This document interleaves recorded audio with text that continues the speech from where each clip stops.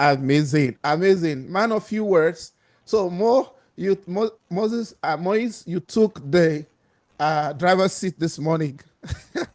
Yeah. Welcome to the show, guys. Welcome to If You Ask Jimmy. Today we have a guest on our show, and you can see he took charge. I'm introducing to you today uh, Moise A4. I believe he's going to help me to pronounce that name better. Moise, please, in case I mispronounce your name. I think you are right. It's Moise Efo. Moise A4. Right. Moise has just told us that he is an IT professional and a citizen of the United States. We have the pleasure of welcoming you to our studio today, and we're going to be engaging you in order to learn, to grow, and to live better in this our dynamic and very complex world. Where do I start from today, guys? It's up to Um, you. it's up to me. That is so true.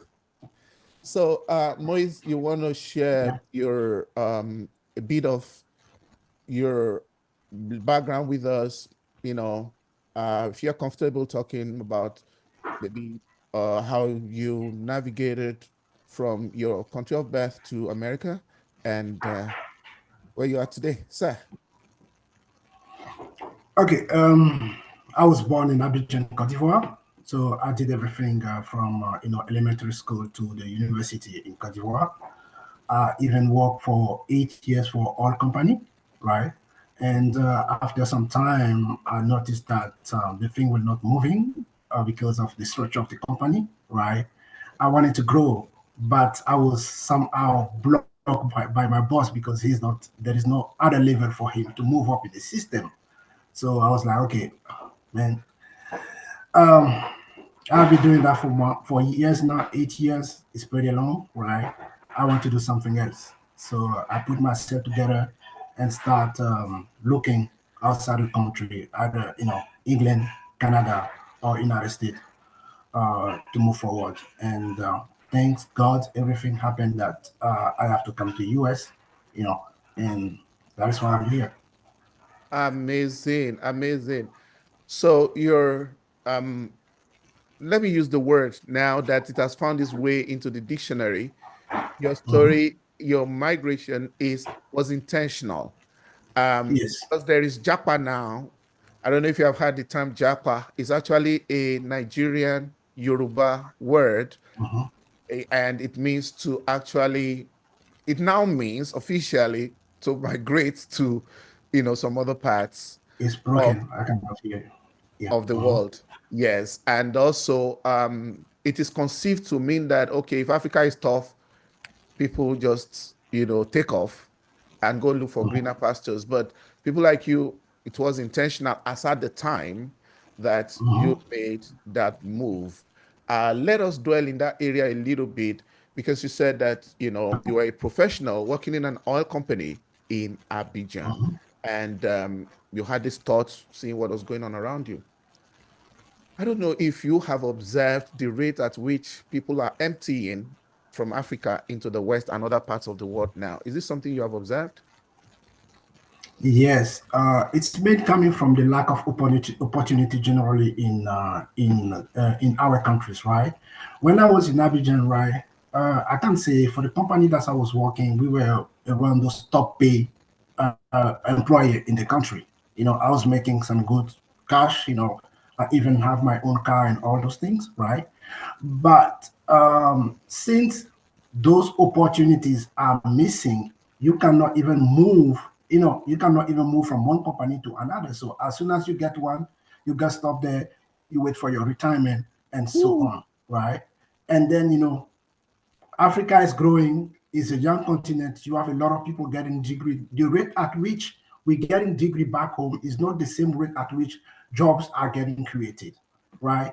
In the 80s, before 90s, for example, when you were in the university in Abidjan, you already have a job. Being a Hmm. student, you already have a job, right?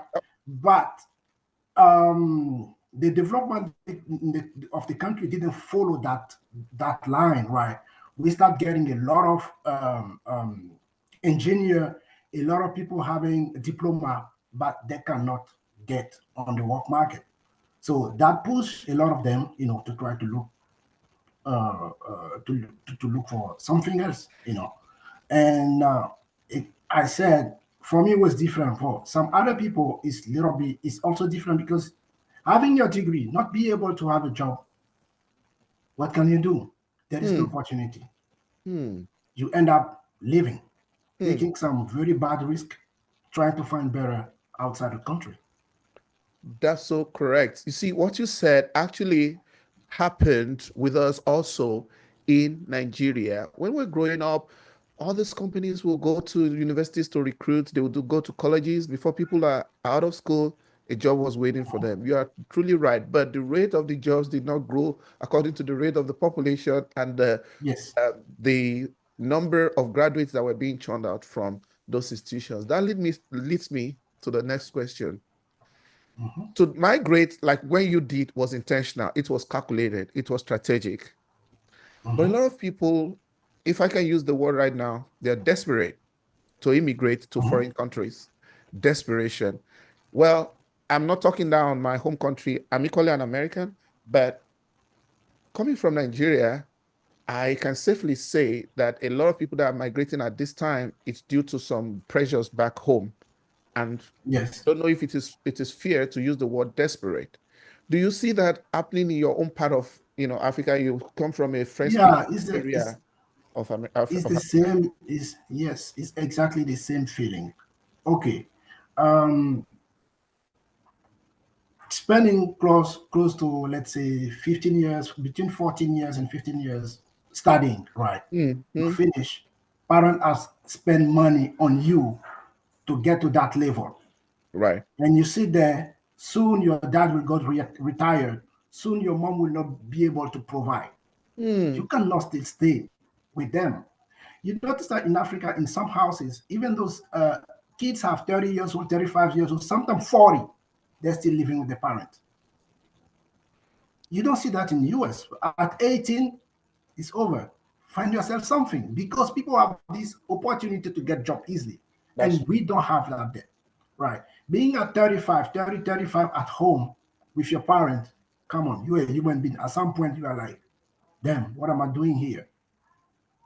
Let me try something else. So that pushed people to be in that state of desperation and then try to do something, right? And when when one kid succeeds, it's supposed to help the others. And if you end up being the head of the family, the first on the family, you have that pressure on your shoulder. So you have to do something. That is what pushed people, taking those risks. wow. You hit the nail on the head because you were able to drive the conversation with a background to explain the desperation. Why the desperation? Because my concern here is people are desperate. You are crossing borders, you are crossing oceans, but people do so without papers. Sometimes they might have a visa to enter the country, but not in the category of being able to stay back and Mhm. work. And you've been around in the US for quite a while. Where does that put such people when they do not have the right status in the system? When they get here to the US, they escaped Africa. Yes, they are here. They found, I mean, and you know how it is. People back home is like the moment you cross over to the other side, it's as if people are picking body on the street. But this guy gets here or this lady gets here, but it's just a visitor. He doesn't have the class of visa to work. What's your observation on that, and where does that put them in the system here? It's very difficult. Even people coming with a paper, right? I came here with a paper, right? But I came Wow, in 2009, right? And 2009, we were coming from the recessions, and it was difficult to get a job. And wow. on top of it, I wasn't speaking English fluently, right? Hmm. So for me, being here, having a paper, I have to support myself 6 months without getting a job. 6 months paying rent, paying this for 6 months before I even get something, right? So if at the time I noticed that it was difficult, What's going to happen to someone who didn't have a paper at all? Right? You end up being working under pressure. You end up being working in the market. You end up asking for someone's social security to work with that, right? But when you do with that, hey, you don't control anything. You depend on them. You don't control Right. anything. You don't control anything. You just work as you can, You can end up, especially if you end up in the big town, like, sometimes we are in Africa and we're like, oh, I want to go to Chicago, I want to go to New York, I want to go to LA. Those are the big towns, right? And those big towns, the money that you're making, even having a paper is not enough to support yourself. And then if you find yourself working on the black market, you're going to have to do 3 or 4 jobs and you will not be able to cover anything. So you're going to be under pressure all the time till your situation change. Wow. Wow. Now we are been able to situate that the system leads people to be desperate. But there is this perception also that Africa as a continent is lazy. I hear people using that word, not the people, but as a collective. Because when we compare our development in Africa to the Asian contemporaries that we started off with, like, Indonesia, Malaysia, Singapore, and some of those, countries, some of them that have been able to find their way. I think Hong Kong found its way to the first world, from third world to first world. The ineptitude and misgovernance of our leaders, people believe, actually is what pushed this new generation, this younger generation, into desperation because of some mismanagement or some things that went under. And our continent is not just isn't attractive, for the workspace or some like abundance of jobs and the strength of our economy. What's your own thought? There's a school of thought that says Africans are lazy compared to Asia because those people were able to move ahead despite the fact that they have, similar history with us of colonialism. What's your thought on that? Okay, on that, I think you have some good point on it, right? Especially the corruption of our politics, right?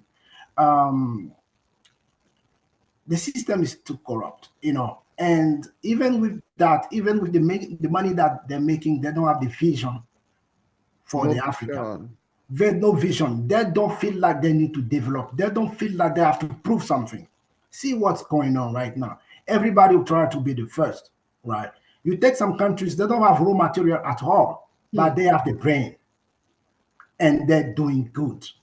So we put ourselves like, okay, we have agriculture, especially for my country with the cocoa and coffee. We just produce. Okay, this part can be a little bit tricky because those culture we got it from the colonization, right? Right. And at the time they were using those side of our country like a big plantation, right? They need coffees, they need cocoa. There is a place in Africa where it can be produced. So, we're sending those things to them.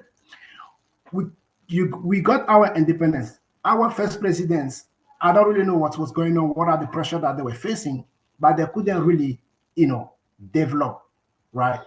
And the love of power as well as African, you and me, you know that African like power, they like to be the boss. So Power is sweet. all yeah, all this together, all this together make people feel like Africans are lazy. I mean, yes, we are some of people, and this laziness is not just from African; it's everywhere. But if you are in a situation where people feel like the majority are lazy, it's just because those few people who try to change stuff, right, who working hard are not noticed, right? So we end up consider that everybody's lazy. No, you have some good worker, you have people who work hard to make the things change.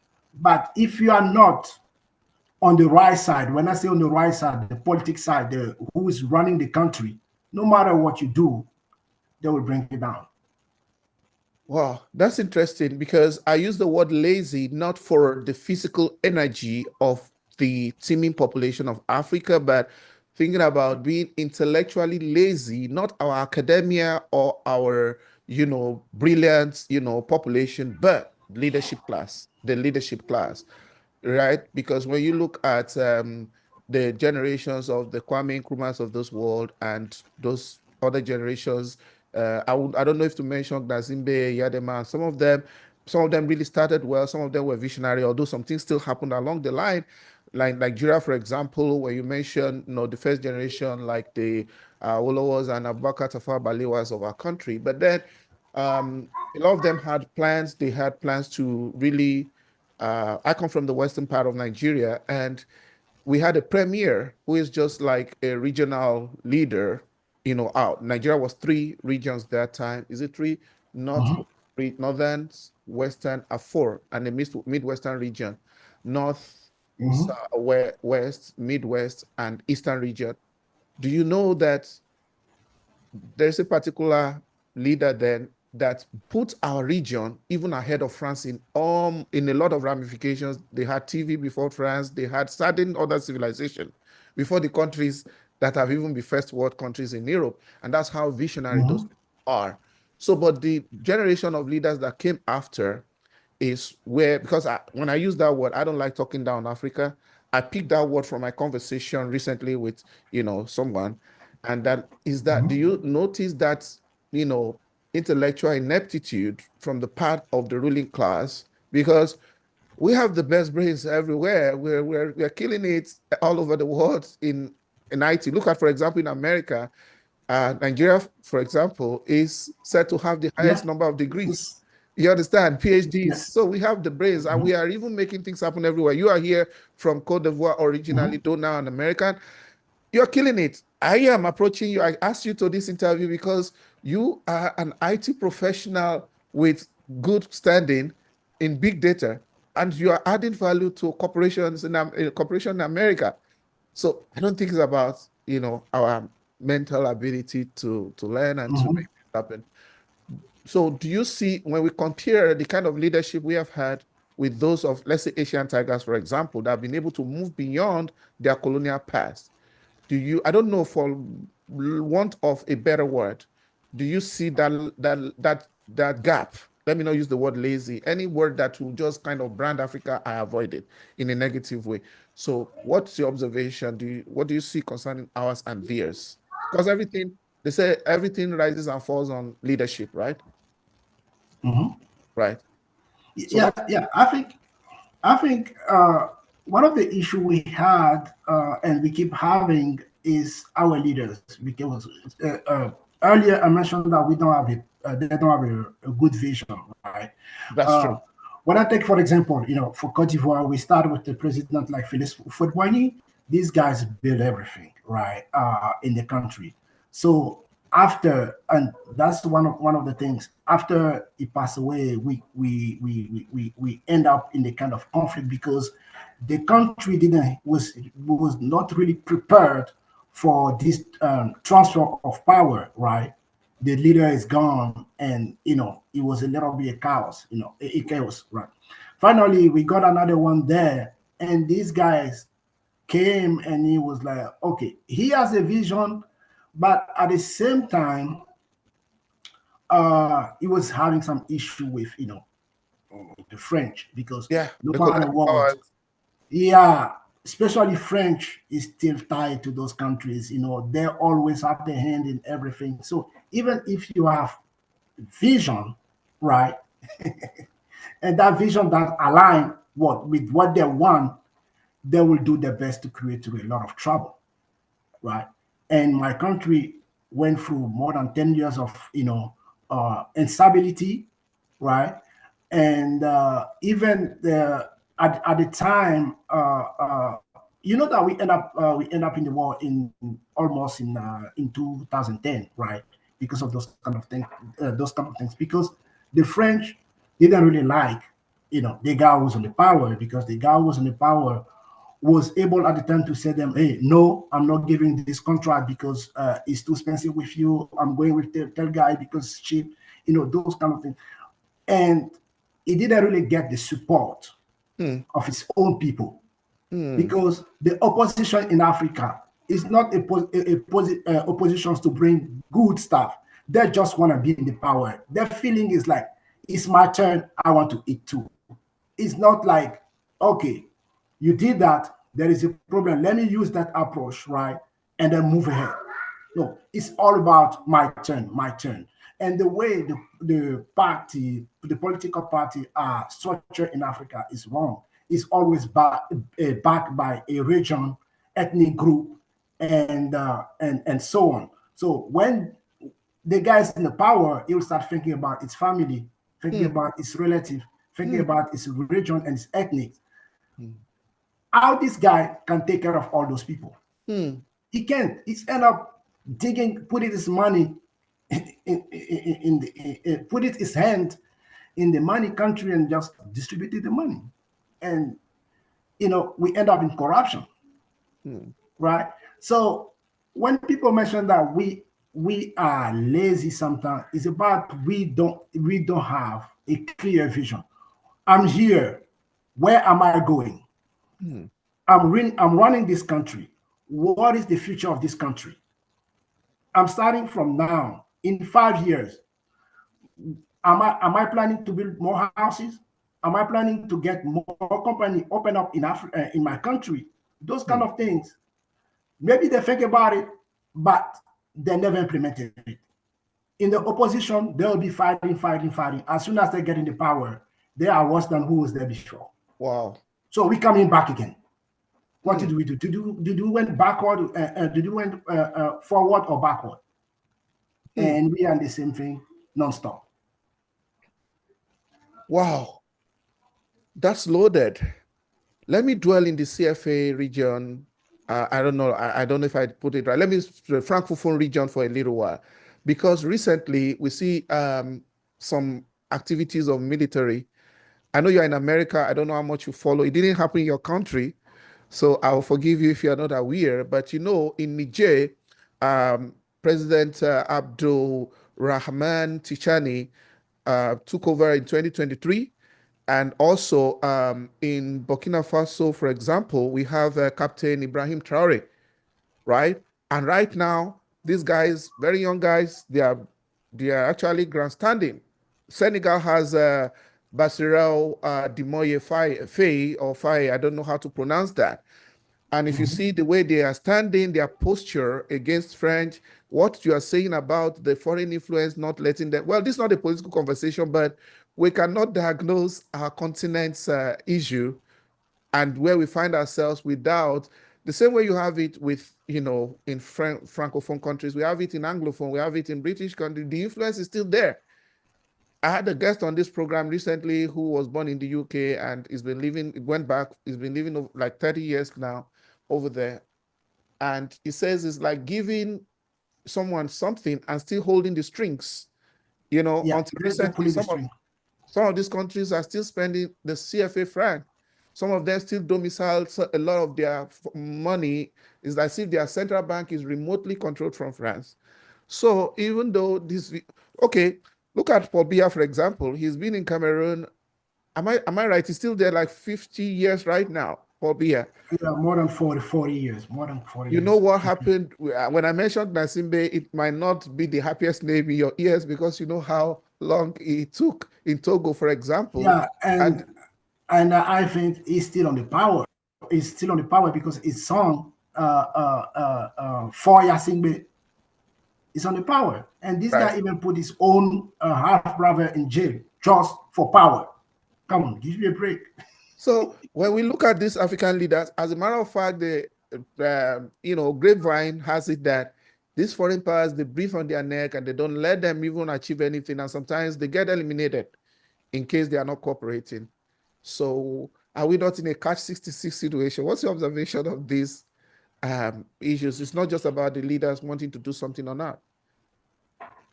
Yeah, I mean, definitely those strings are there, right? But if we show unity, right, we can do something. I remember when these guys, Gbagbo Laurent was in the power in 2010 and he was going through trouble. Yeah, and he was going through trouble. All the African countries just left him in deal with the French. If it's so easy to divide us, right? They will always run the game. This is what's going on, right? Um, for someone to come in the power, you need to be backed by friends, right? And if you are not, it will be difficult. So if you are not, and you are lucky and you get through it, man, they're gonna create you a lot of rebellion, a lot of trouble here and there, just because they don't want you to succeed, right? They want still be I mean, they run out the game. They want to still control everything. What's happened in I think in Niger, Burkina Faso, and Mali, it was a coup, right? In general, military coup, because even those presidents who were elected by vote, by election, right? Who won by elections, they were not doing what they said. Yeah. Earlier, I mentioned that those guys they're in the opposition. As soon as they get in the power, they change, They change. right? Yeah. So sometimes when you look at it, you think that Africans are not really ready for democracy yet. You need some strong guys who are gonna be there and then run the country for more with a good vision, run the country for 10, 15 years. Just a time for them to build something, because every 5 years we end up in the crisis and we have to start over. Is that good? I mean, sometimes I feel like we have to choose our own political system. And Hmm. as soon as we do so, right, other countries, France or Western countries, and they have to respect that, right? Maybe we are not ready for democracy yet, because every time there is election, you have dead people here, dead people there. That is not happening in the countries. And this thing is coming from abroad. So, okay, here we have Niger, Burkina Faso, and Mali who's trying something else, right? Let's see how it goes. I think if they have a good vision, right, if they stay to what they promised to the population, if they if they stick to developing their country, make them more independent, I think it's good. We don't care really if it's a military or a civil, right? You want the country to move forward. Right. That's what we have to look. We see China. China has the political system. Who can go there and tell them something about it? Nobody. Hmm. Because at this point, economically, they are very powerful. So no matter what, you cannot go there and impose uh, who you want. No, we have to focus on building Africa. Once we are strong, we can impose our view to other people. But that requires unity. Hmm. Even though we are from several political sides in the country, when it's about the country, we have to be one. Don't let anybody come support one side and push you to fight. It doesn't make sense, because when there is a war, they're selling arms, they're selling drugs, they're selling all kind of bad shit, right? So unity is what we need. We are from the same country. That even though we're coming from several political party, we shouldn't fight. We shouldn't kill just to get to the power. Moise, you took me to school today. You are so politically aware and, you know, contemporary, historical, and totally accurate, because you are situating Africans' problems without condemning, but with proper diagnosis. I'm not surprised anyway, because you are a developer, so you have, logical, critical thinking, but it Thank shows you. that you are aware Yeah, of. we know what's happening there. I mean, I was there, I saw everything. I went through those things. When we start having trouble, we saw what's going on, right? I think we saw the connections in my country. We saw who was backing by who, and so on and so on. We got a rebellion because the guy in the power, the French didn't like him, so they put one side for a rebellion, right? And the country was divided for how many years? Wow. So now that they have the power, they cannot even agree among themselves. There is another division again. It's wasting time. People are moving ahead. When you sit in Africa and you look at Asia, come on, we are so behind. In 17, a country like Cote d'Ivoire, in 70s, yes, a country like Cote d'Ivoire and South Korea were at the same level. Now we're getting loan from South Korea. Wow. Does that make sense? Wow. That's wow. Thank you so much. In fact, you wow me. You wow me because the diagnosis of the situation is very, very apt. Because when you're talking, you see, sometimes people detest, a lot of people have said it, that maybe democracy is not the way No. the Western Yeah. democracy does not fit us as a people. And, there's this hype, most things that come from the West is as if that's the standard, that's the gold standard, everybody got to follow it. A lot of people, political scientists, everyday people, intellectuals, Africans, African thought leaders of thoughts have always said in their conversations that we need a homegrown kind of, governance system. Political Maybe they system. say homegrown democracy. Look at my country, Nigeria, for example. We started from the British parliamentary system. We had a prime minister in the 60s. The military took over. By the time they were leaving power, they bequeathed to us presidential system. So we are half British, half American. You are just all over the place. We have a constitution that, a lot of people have been, fighting that this constitution cannot take us forward. It can only move us backward. A lot of undertones, a lot of considerations. Let me not go deep into that. But there's something you talked about, that even the 5 years election cycle, I don't know, they kill in the election in your own country. People kill in my own country too, because people say that the rate of certain things happen more during the election cycle. You see a lot of, let me not use the word kill now. I take that back. Violence. I take it back. Okay. Okay. Yeah, violence.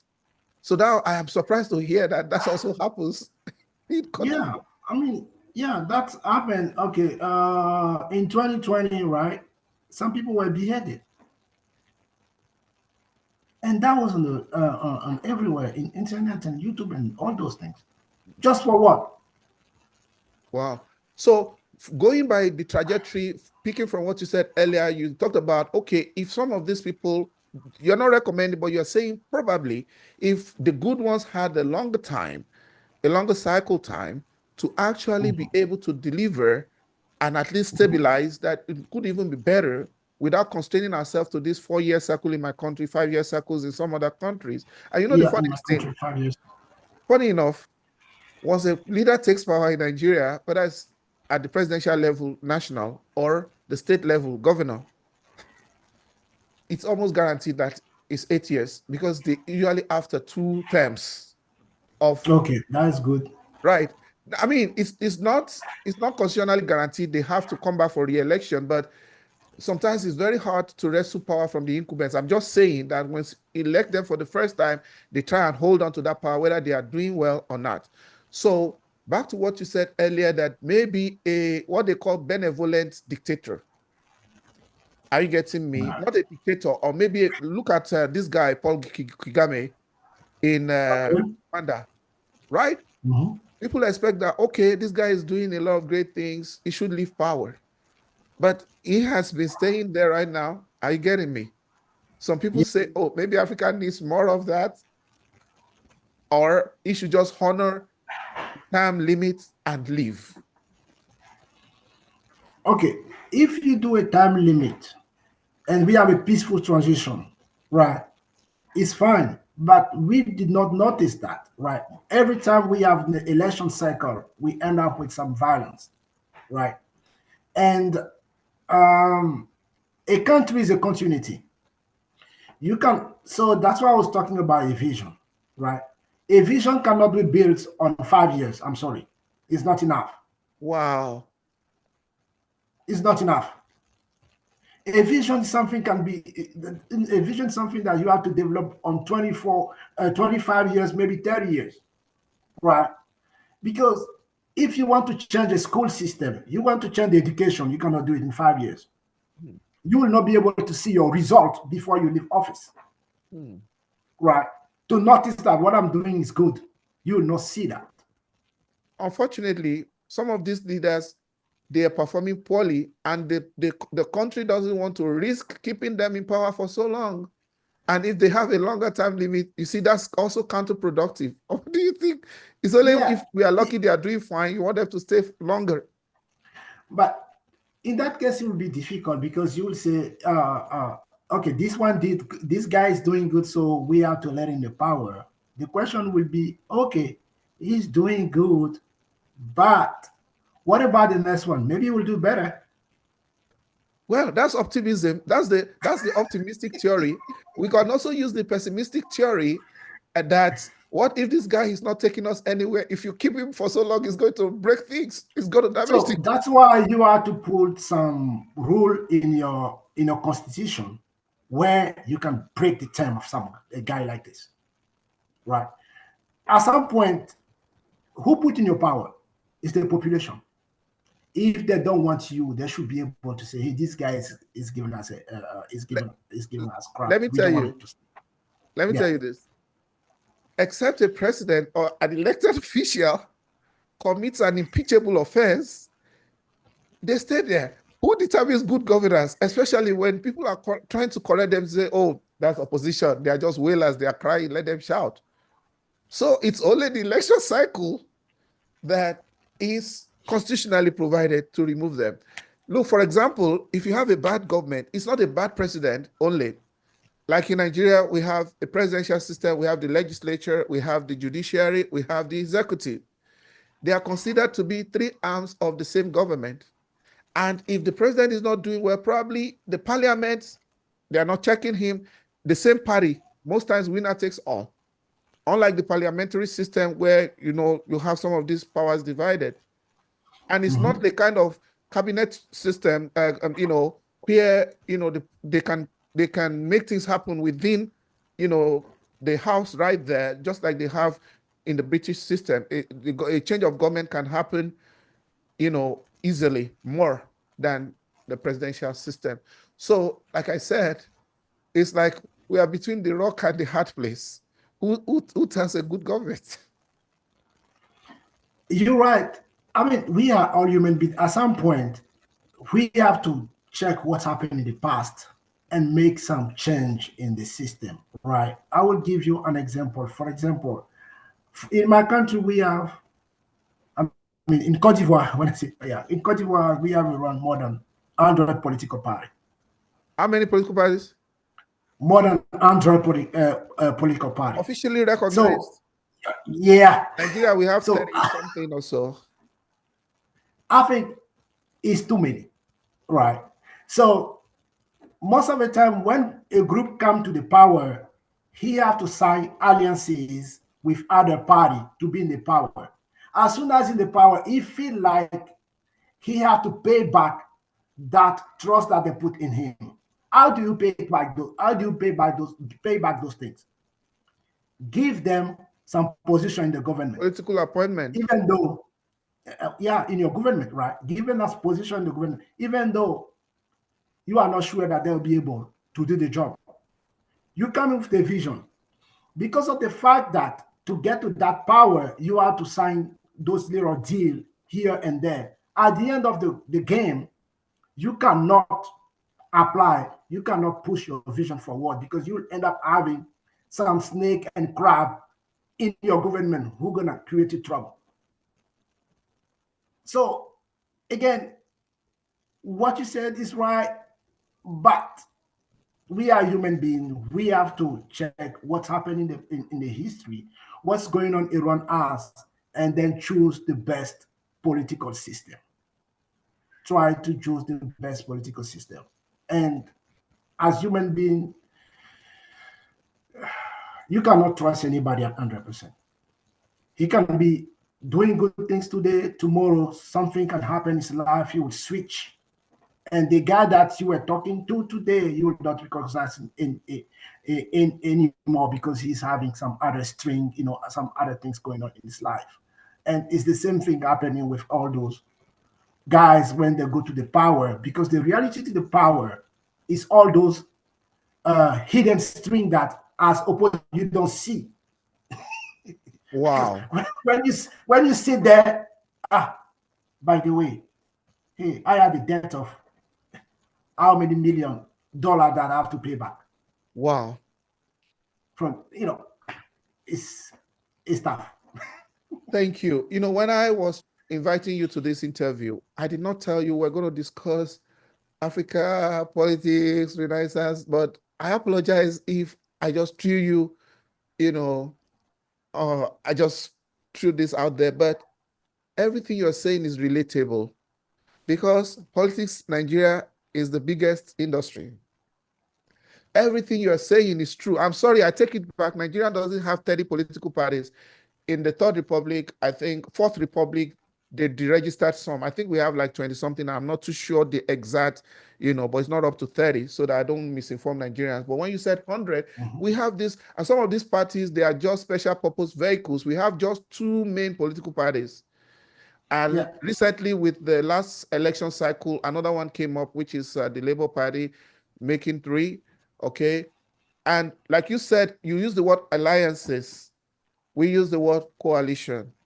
These political parties, towards the election, they team up. And exactly what you are saying, I'm happy that you allowed me to spend this much time talking about our countries, Africa. Exactly. The same template. We have these major parties, and then you see these coalitions happening towards the election period. Some people are jumping ship. And then by the time the election is won, it's about settlement. It's about payback period. It's about job for the boys. It's about power brokerage. Even the alliances is who gets what, when, and how.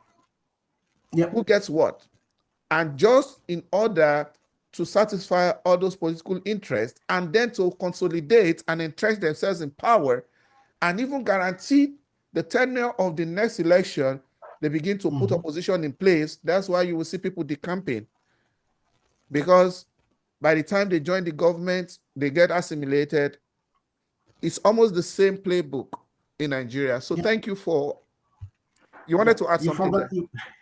No, I think at the time you get the power, you forgot all the things that you plan to work on, right? You'll be dealing with those kind of little things here and there. And the day after it's your 4th years, you have to go out. Oh boy, let me Moise, let me navigate a little away. I could do this forever because it's fun talking about. It's not fun, really. It's not fun, but I like this kind of engagement because this conversation is uncharted. I don't have like, okay, this is what we need to discuss. And naturally, organically, this conversation happened. And I am telling you what is happening in your country, in your home country. You have dual citizenship, you are Ivorian American. I am Nigerian American. What is happening in our home countries are very similar. Very similar. And if you talk to many other African countries, I think they had an election recently in Ghana. If you ask them, it's going to be the same story. If you ask them in Kenya, going to be similar stories. So thank you for letting us explore our Africanness. Let's get to some other part of our conversation. Where do I start from here? You have been here. How well have you integrated here? And also, you see people come from Africa. America is said to be a rainbow country. I know they use that for South Africa, but it's a potpourri. It's a melting pot. That's what they call America, of all cultures. So how has it been here integrating? And also, I can marry that with a question because you see a lot of Africans, intermarrying with people that look like us and also people of other races.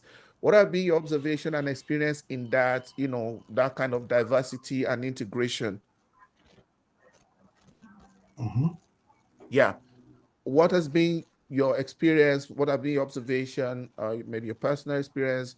How has it been? Are people really integrating? What are their perceptions?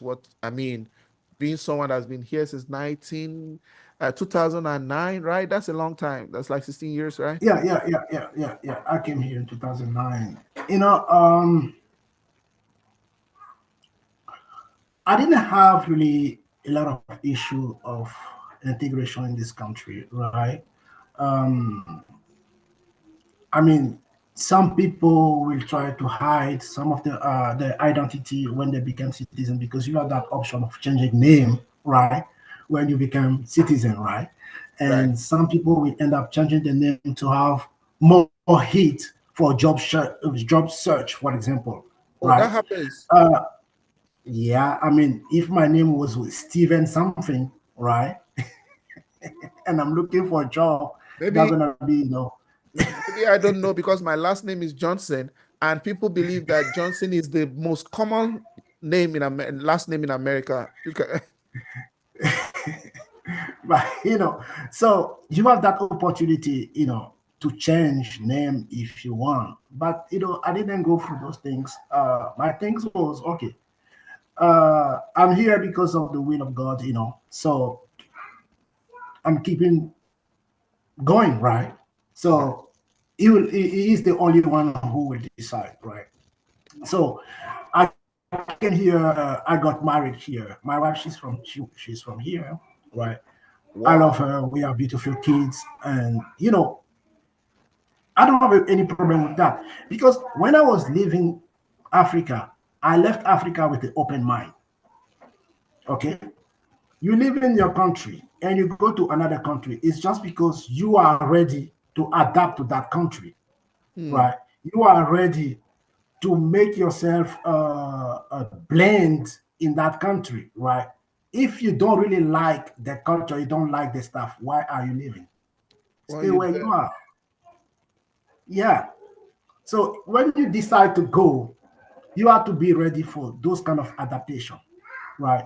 And that is one of the that was my mindset when I left. And um, here as African, I think our integration is better compared to France, for example, where I heard that African has some difficulty to get some job, be in some higher positions. But in here, it's not the case. The last time I think the CEO of what these things, Red Lobster, I think his origin is from Nigeria. Nigeria, that guy, yeah. Yeah, and I saw one of his speak. This guy's he's good. Hmm. He know exactly what he wants. He's smart. He's no, So just to tell you that the integration of the African here is easier compared to France, for example. That I heard some Wow. examples. So when I was living, was that in my mind? I'm going abroad, right? I should be able to adapt to the reality there and to trying to blend in the society. Amazing. Thank you very much for that because I can see that this is a mindset issue. Before you came in, you had an open mind and you're going to a society. Why go there if you don't like what they're doing there? If you don't like the people and the culture? So I have a rider to that question. Um, Let me tell you the fear of a lot of, should I say African parents? But I can talk of Yeah. Nigeria. Let me talk about Nigeria. I don't know It's how, Africa bigger. Yeah. yeah, Because yeah, go ahead. yeah, let me say Nigeria, but I don't know if other Africans feel like that. Do you know that a lot of parents, okay, I'm a father to two young children in their 20s already, okay? And I won't say me, but a lot of parents, they are kind of apathetic.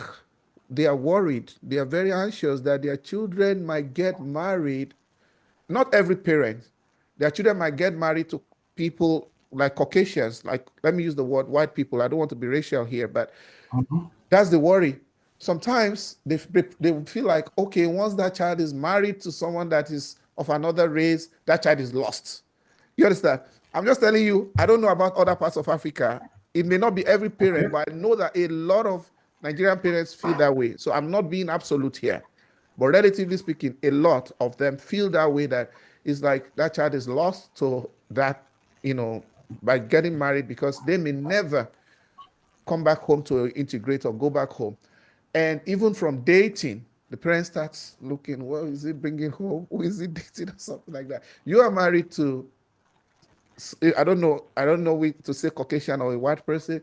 What's the experience been, and what will you say to parents who are just so pent up, who are just so kind of over anxious about their children or family getting married to people from other races? And what has been It's your just because those parents grow up in Africa, so they're coming here with a baggage, with a background already, right? If they were born here, they will not have that reaction. excuse me, if they were born here, they won't have that kind of reaction. Wow. Yeah, yeah. So when you come from a different society, I mean, I grew up in Africa, right? So you are you are very difficult. I mean, no, not very difficult. It's easy. No, not that one. It's not easy for you to really adapt to the new society if you don't have an open mind, right?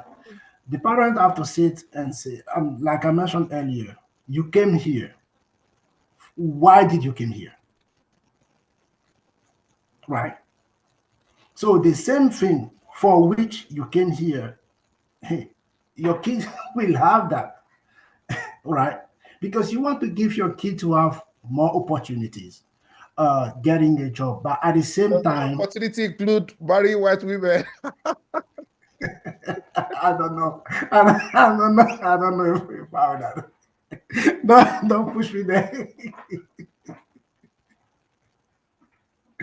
You came here. They want them to have other opportunities, but leave that one alone.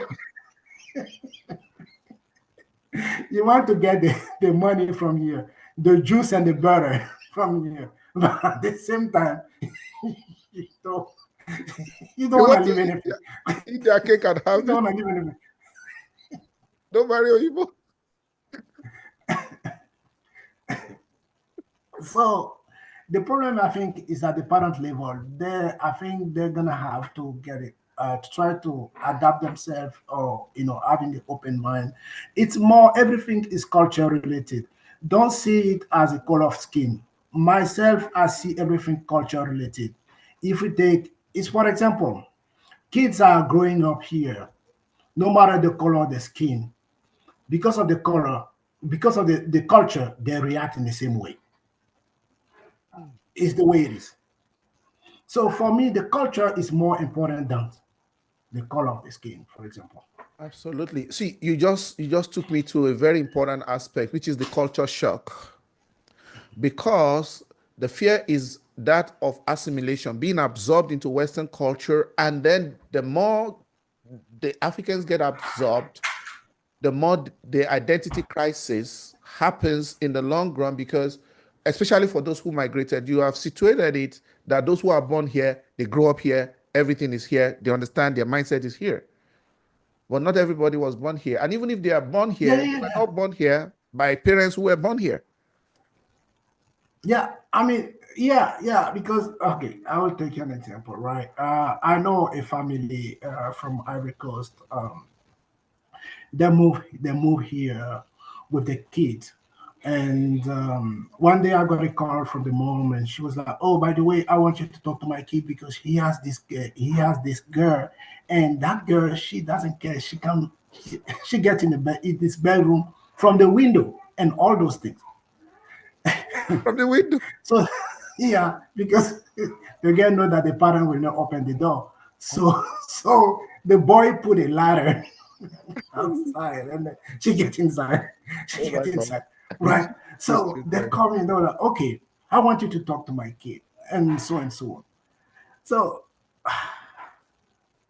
I know what was the problem, but at the same time, I cannot tell them directly, "Hey, guys, try to understand the logic happening here, because at the same time you're going through a crisis, the kid as well is going through a crisis too, because he's between those two reality, and what he's facing is his friend at the school. He spend more time with his friend at the school than you parents, because the parent will wake up in the morning and go for work, and they're gonna spend almost the entire day there, right? Meanwhile, the kid will hang up with the kids who were born here having the American culture. He would to not look like an outsider. he will try to blend. So he will start reacting like them. It's you to understand that the kid is going through his own struggle. He cannot be here and maintain the reality on Africa. How do you ask that to him? He can't be here and maintain the reality of Africa. Ooh, that's very, very conk. I mean, what do you ask him? I mean, why you ask him that? So try to make the things easy, try to get the girl, try to know the girl, instead of letting her go through the window. Open the door.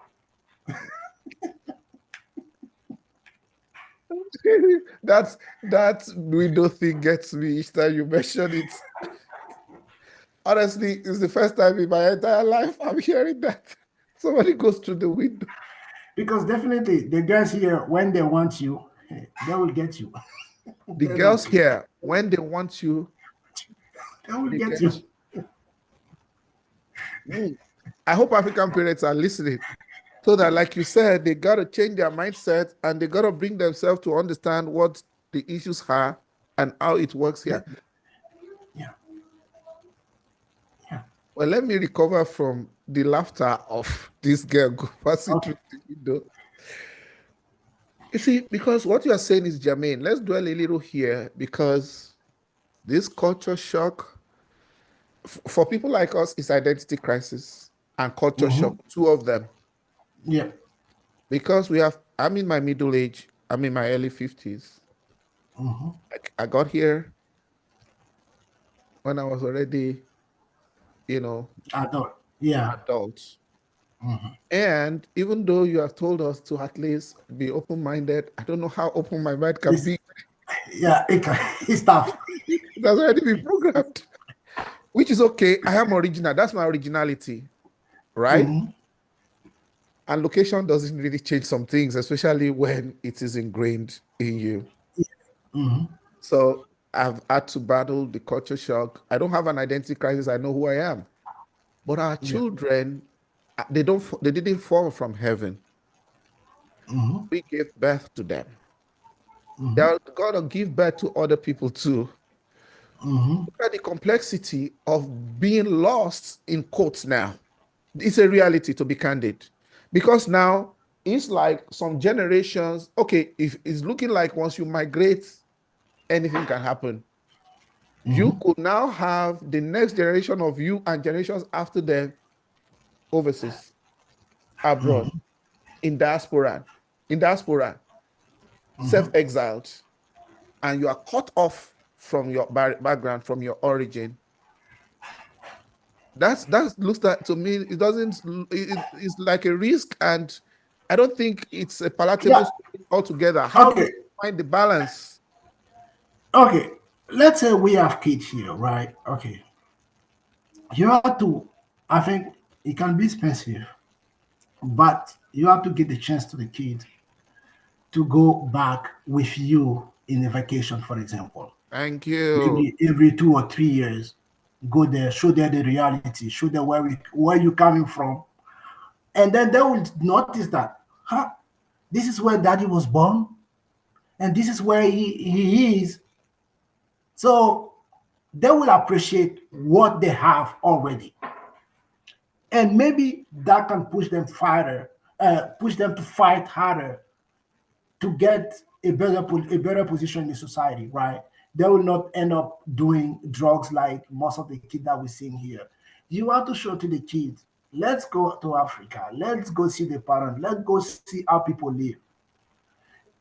Some you're gonna have to, this is why I left, and so and so on.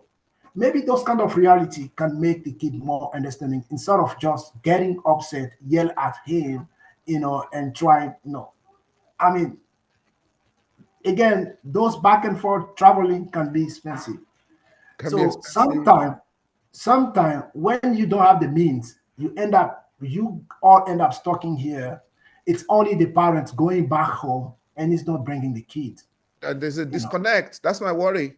yeah, That's my yeah, concern. There's a disconnect, and that lost. Before we had lost sheep of Israel. Now we don't know which sheep is gonna lost next. that disconnects, because ultimately some people have to build Africa. I brought a guest here and he said, look, Jimmy, this is not going to happen in this generation, our own, maybe not in our own children's generation. It broke my heart. Well, maybe he's saying the truth, but he said, but we have to go back and start the process because these things Okay. didn't get messed up. All right, go ahead. You wanted to say something? Yeah. I saw something a few days ago on the web. Okay, about this movement of going back to Africa, and the guy was like, they want us to go back, but at the same time they ask for visa. Visa. Oh, okay. From people who earlier migrated. Okay. Yeah, no, yeah. I mean, if you end up having your kid here, they end up being U.S. citizen. That When they're is so going back, true. visa. We should Ah, find a mechanism to say, okay, let's open the door to those people. Don't let make it easier maybe for them to African come back and do it so on. parentage. I get your point. Maybe like you and I, our kids should not even need a visa to get back to our country. Yeah, Maybe I because of see. the connection we have there. So those kind of things. But the society and the world is divided in the way that we all follow a sort of rule. Okay, if they ask me for visa, I should ask them visa too, But if you see a A4 coming to Cote d'Ivoire, by the way, A4 is Ivorian. I mean, and why Absolutely. he doesn't need to provide a But visa? what if I they mean, change their name? that's, What if they change to like Stevens, like you said, and it's not Stephen Efo? All right. All right. all right. Before we leave But it there, would, go ahead. Go yeah, ahead. okay, no, but again, it will be. Your friend mentioned your friend mentioned that, and I think is right. One generation, two generation here, I don't think that those people will go back to Africa and do stuff, right? Because what they know, even though they have our skin color, but what they know is the society in which they live. Is where they have friends, where they have parents. Tomorrow they go to Africa, they will be like a tourist there, Stranger. They will be like and a tourists. stranger, and people will call them, "Oh, see this American." Okay.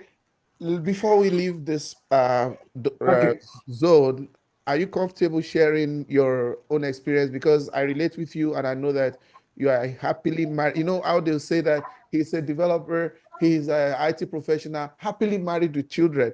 So I think relating with you privately, I know that you are happily married. So how's that experience been, being married across cultures?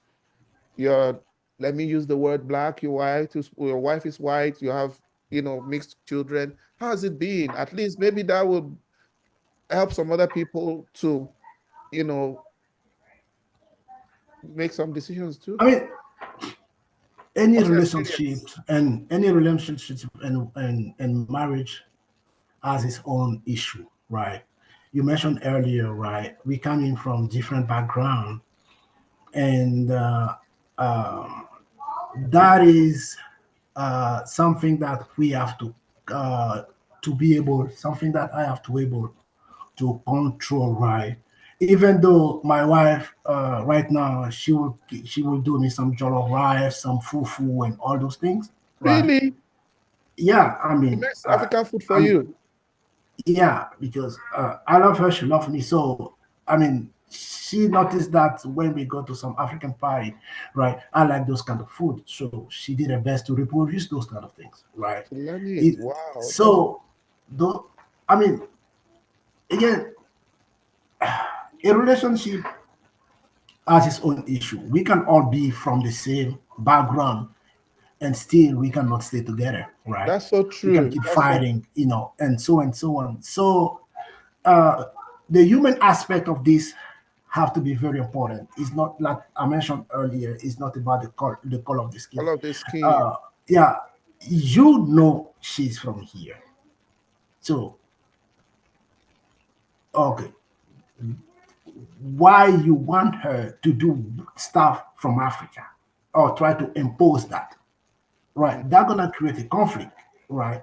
Mm. So coming here, your mind is more open than someone here, accepting you, right? So the big part of the work have to come from you. I mean, was coming from my side. So again, we came here for a purpose. We want to succeed, right? If you get married here, you do your best to make this work, and that is what I'm doing. And that the Again, I love her. She loves me, and I think so far it's going well.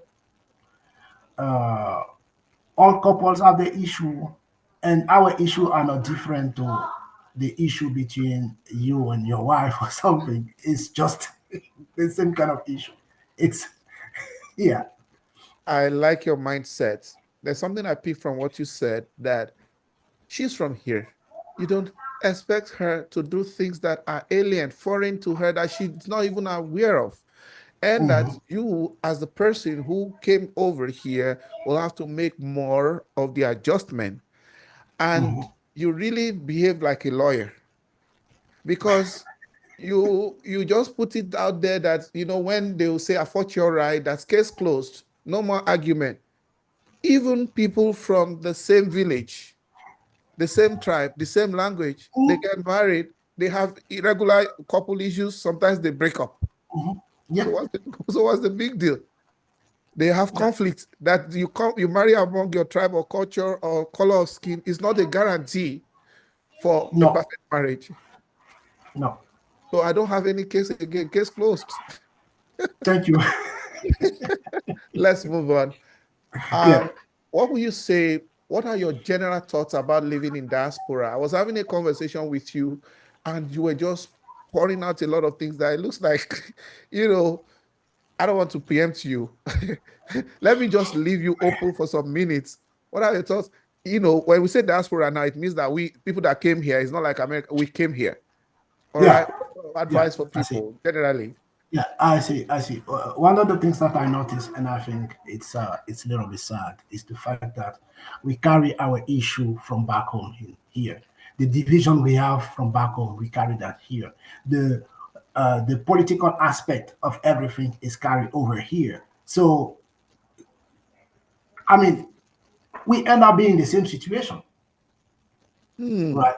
And that is something that I don't really like because you and me being here, the fact that we coming, both you and me from Africa, we should be closer, right? Beside all the things that happening back home, the fact that we left the country and we are abroad, we should be closer. But it's not happening. It's always the same kind of little fight here and here. This guy said that, you say this, and so on. Really, I don't have time for this. You know, I don't, I don't have for those kind of things. You say that, you say this. No. So that is sometimes what I don't really appreciate. But I still have friends here from my country, but those friends, my close friends, are all in the field that I'm working on. I'm working in. They are all IT guys in general, right? Because of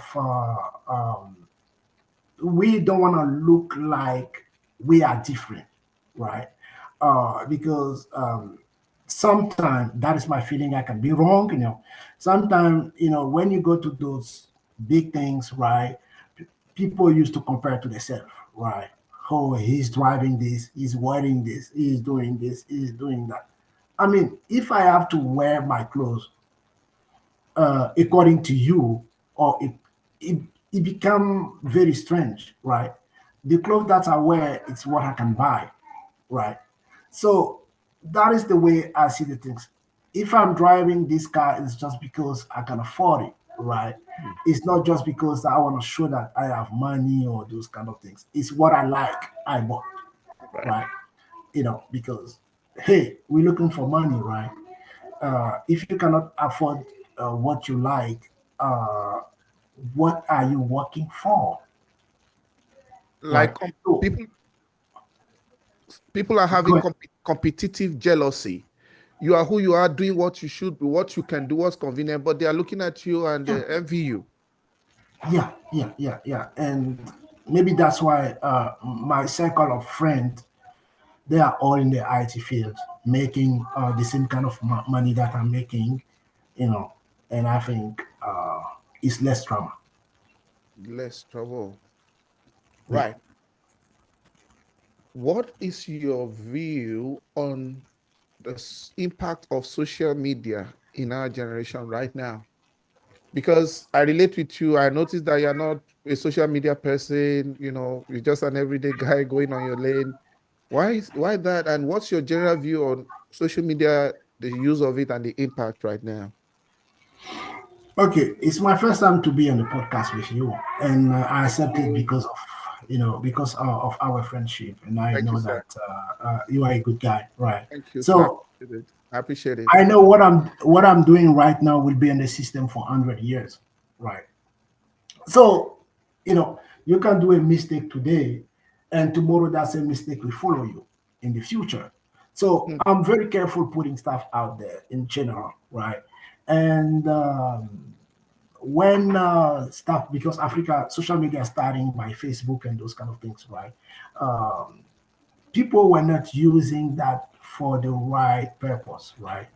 They were using that for the same kind of jealousy stuff, and those little things here and there. So I distance myself of the social media in general, because um, I'm not a very talking person, right? I so know, I know, I know. so yeah, so that is the way I want to stay, right? It's fine, social media, but the way people using it, they don't really pay attention, because we nowadays people can use what you do in social media to build your profile, Hmm. to do what kind of person you are. So what you put in there, you have to be very careful, because that can fire back. Wow. That's my thought about it. Thank you very much. I know you are a man of few words, and I appreciate the fact that you are not, you know, the outward person like that, and that you accepted to come to this interview. I really appreciate it. My team and I we really appreciate you so much because No problem. you don't like your face out there, and No. I know this. There's no way you could show me, you could tell me how much you love me other than by the way, by action you demonstrated it. You are not the kind of person that want to put your face on the social media at all. Thank you so much for doing that. I'm sure our viewers, when they are watching this, they will help me to appreciate you in the comments. That thank you, because the things that the conversation we are having, a lot of them are things that we can learn from, and we can build a better society. Let me tell you, you might not know it. You have said some things that will help some people who are trying to start relationships, who are already in relationships, who are raising children. Even though those are not topics, we didn't say how do you raise children, how do you relate, what's relationship, what's marriage. But from the general questions, the things you are saying are relatable, and it's going to help a lot of people who are struggling, with adaptation, with integration, with mind shifts, with acculturation, overcoming culture shock, finding their identity. So, boys, thanks for coming to this program. You are helping us. No problem. We No we we problem. we have still some little time to end. Mhm. Let me ask you. Okay, let me take this to the aspect of parenting. Mhm. You are a parent to, I don't know the number of your children. You are parents. Mhm. What would you like to say about experience parenting? You know how you were parented. You know how you were growing up. Yeah. And also, you are a parent here right now. What's your experience? And please help me to use this to also talk to African parents out there whose children, two levels. You have told us earlier that children that are here will take the values of this place. There's no two way to it. Parents should just be ready for that. But there are some children that were brought from over there. So the ones that are here, we accept they originate from here. They are going to take the value of the environment. But what about the ones that were brought over here? Parents are struggling. Some people are sending their kids back to Africa. Some people are having challenges, trying to keep them out of Yeah. trouble. You Mhm. understand? What's your own experience growing up? What's your experience now? And what's your advice? Three things. Okay. Uh, the way we got raised back home, it's let's say, for example, when I would go into school, my teacher can beat me, right? And I go home, my dad will beat me again. Beat you double. Go again to put on top, right? That's the way. That is the way we got raised. That is what make me what I am, right? Shaped you. Yeah. But here, you cannot even yell at your kid because if they never saw it, you are in trouble. So, parents, I think the advice I can give So wait, is hold on. So you don't have any stick behind the door or broom. You don't have. yeah, yeah. I I'm mean, just kidding you. I'm just kidding you. Please go on. yeah, I mean that is true stuff, you know. You because you didn't do your homework, you go to school, the teacher will they will, Thank you. will smack your butt, you know, all those things. So when you go home, you are in the situation where should I talk to my parent or I Keep it shouldn't. to yourself. At the beginning, you feel like, hey, yes, I'm going to talk to my dad. You're gonna fix this teacher for me once for all. As soon as you open your mouth, you get some too. So next time when it happens, you don't talk about it. You just you better get your homework done. Finish. Better. Yeah. So yeah, I mean here I recognize here raising kids is tough, right? Tough. Uh, yeah, it's tough because back home raising kids was it was not only your job, it's the society job, right? Community, the whole village. Community job, all the village, you know. So your kid can be saying doing something there, hiding from you and doing something there, but the neighbor can see him and say, hey, don't do it. So those kind of things are not here. They you have some community, special Indian community. That's why they like to live together Yeah. in US Yeah. to have the same kind of community eyes on their kids. You I've know, never seen it that way. Wow. yeah, yeah. Yeah. I have a friend Indian. He told me that he said me this is why we like to be in the community Hmm. like that. I'm at work. If my kid is doing something, the neighbor will see it and say, hey, don't do it, or this and this. Hmm. So they try to maintain this community around the kid. So if you live outside of those, and we African in general here, we don't really live in the community like Indian, right? So we cannot really try to enforce or try to apply those kind of rule here, right? So the only thing that you have is to try to talk to your kids, um, talking is it's important. Show him some example because in Africa, when we say don't do it, the kid will never ask why. Hmm. Here they're gonna ask you why you said me to not do it. So you better find some good example and go through those example with the kid. You do this, you do this is this is. Once the kid understand that logic, he record the information in his head and it's more easier because you cannot just tell them, don't do that. It's bad. Why is bad? But we got raised in such way that absolutely if the parents say that it's bad, we assume it's bad. We don't want we are not trying to do why it's bad. That says bad, that's it. I'm good with it. I'm not doing anything else. But in here it's totally different. So talk to your kid, find some good example, and keep in mind, right? He's going through his adaptation as well. He's Hmm. going through his own headache, to try to fit in this new society. So this is what I would say. Wow. Thank you very much. That's very, very, very deep. You come from a francophone African country. I hope this is a question you wouldn't mind answering. You speak English so well. Why didn't you go to France? Why coming to US? Okay. Uh, I'm I'm speaking French already. Can you speak some So French to us? Oui. okay. Um,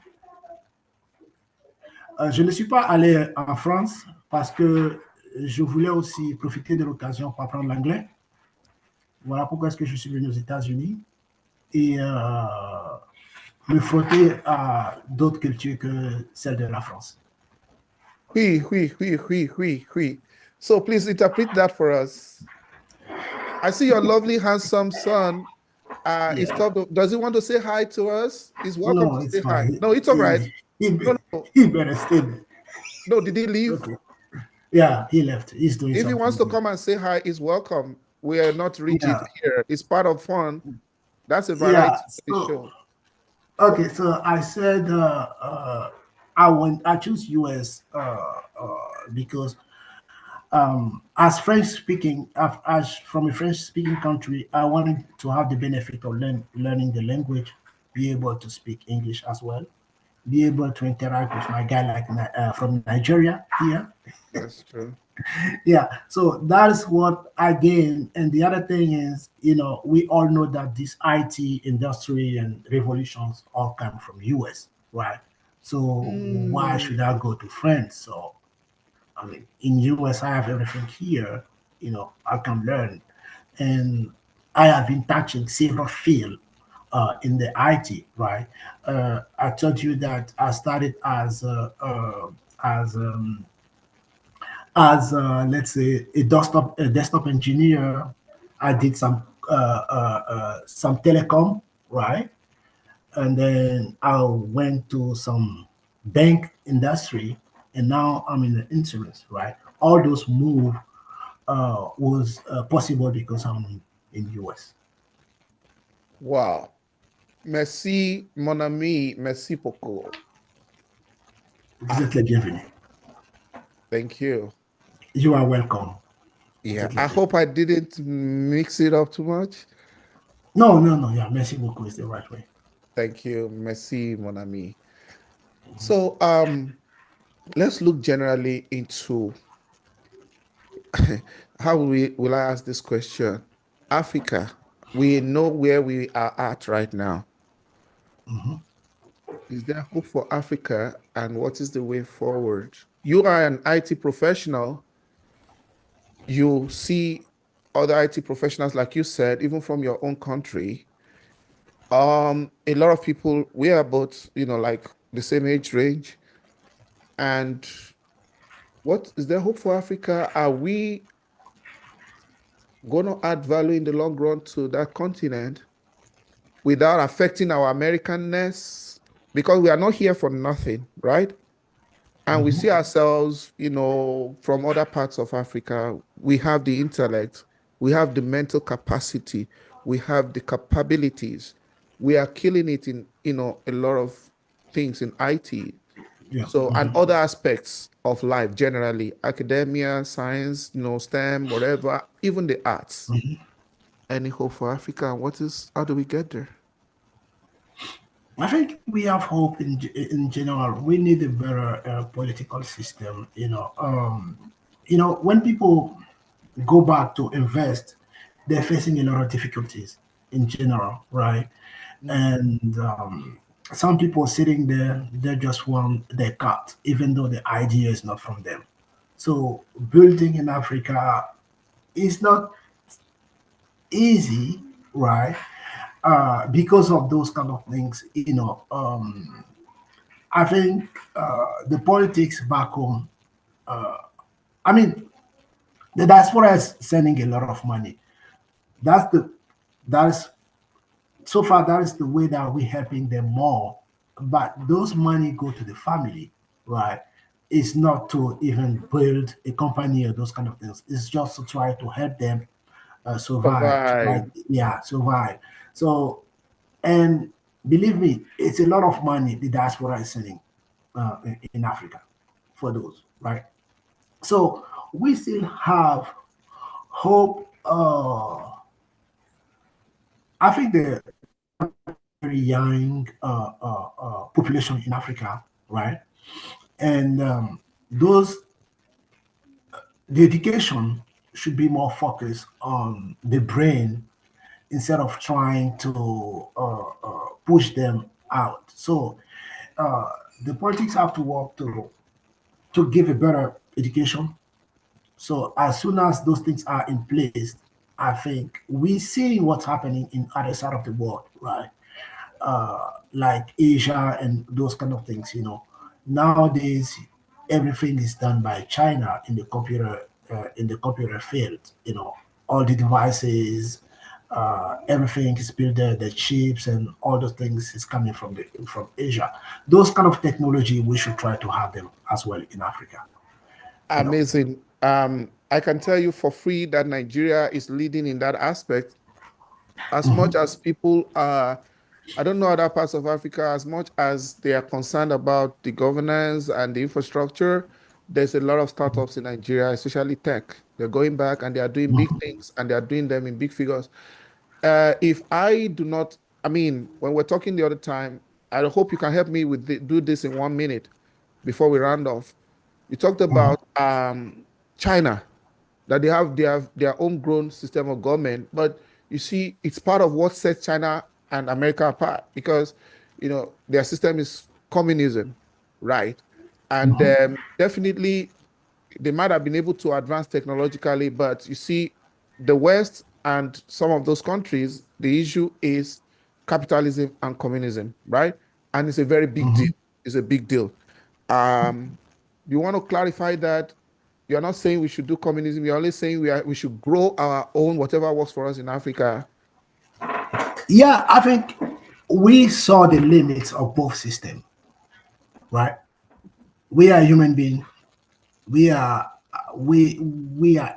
intellectual. We should find our own system Okay. and then work from there because each system has its own limit. Okay, Right. China was able and is able to do what he's doing because of the communist system, the communist system where everything belongs to the government. Okay. So they can build roads where they want, they can build railroad, they can build a big project quickly and easily because of that system. Here in the capital is for a road, you're gonna have to pay every length on the path of the road, and those are expensive in general, right? Right. But the So people the people may not feel as free, as it were, because of some things. But let me not put you on the spot on that. Can you spend 1 minute to talk to our African brothers? We have spoken English for like almost 90 minutes of this program. Can you just speak to our francophone people, maybe like 30 seconds, 1 minute, just a general advice to them in French, sir? advice about, I mean, we cover several topics, right? Can you just um,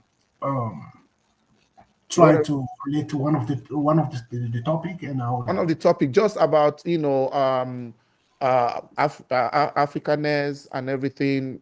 We have to do our own thing. We have to move our continent forward. We have to stop fighting among ourselves politically and get things right because of future generation. yeah, avec ça c'est un message pour les frères africains. I mean, je veux dire qu'il n'est pas encore tard, il n'est pas, on n'est pas en retard. Je ne dirais pas qu'on est en retard, mais on est sur la bonne voie. Il faut continuer à travailler. Il faut plutôt chercher à compter sur nos propres ressources, notre propre mentalité, se définir notre propre chemin pour pouvoir construire l'Afrique en général. Euh, on a des exemples devant nous, on a les États-Unis, on a les pays de l'Europe, on a l'Asie. On peut utiliser ce qu'ils ont fait de mieux pour construire l'Afrique. Merci. Great. Thank you, sir. Thank you, Moise Efo, for coming on our program. If you ask Jimmy, thank you for the opportunity of interviewing you. And thanks, despite the fact that you are social media and camera shy, you came to do this for us, remembering your roots from Africa, Ivorian American. Thank you, sir. Thank you. Thank you very much. What are And I your last appreciate it. words for our viewers in English? Last words? Oh, it was a pleasure for me to be here. As I mentioned earlier, It's my first time. And if I heard some people in my comment, it's just my point of view, and I will apologize. I want to apologize, right? So um, it was a pleasure to share my knowledge, the few things I know about world, right? And that is life, and I love you all. We love you too. Absolutely. Thank you very much, viewers, for staying tuned to this program today. If you ask Jimmy, it's been a 90 minutes of fun and brainstorming with my friend and brother and work colleague, Moise Efo, who is an IT professional specializing in big data. Thank you very much. Also, we can't end this program without thanking OMS Consulting, a new media company who actually has my back. I have my 9 to 5, and my job is my first love. But once we do this recording, OMS takes care of the rest of it. So if you want to do anything in the new media and social media space, please feel free to reach out to OMS. I guarantee them and I approve them. I endorse them. And I can vouch for them. I can beat my chest for them in case you just think, you're not too sure. So they are based in Africa, but the world is a global village right now, and they can work for you remotely and also virtually. Thank you, MS, and thank you, viewers, for staying tuned. We'll see you on the next one. Thank you, Moise. Thank you. Au Bye. revoir. Au revoir.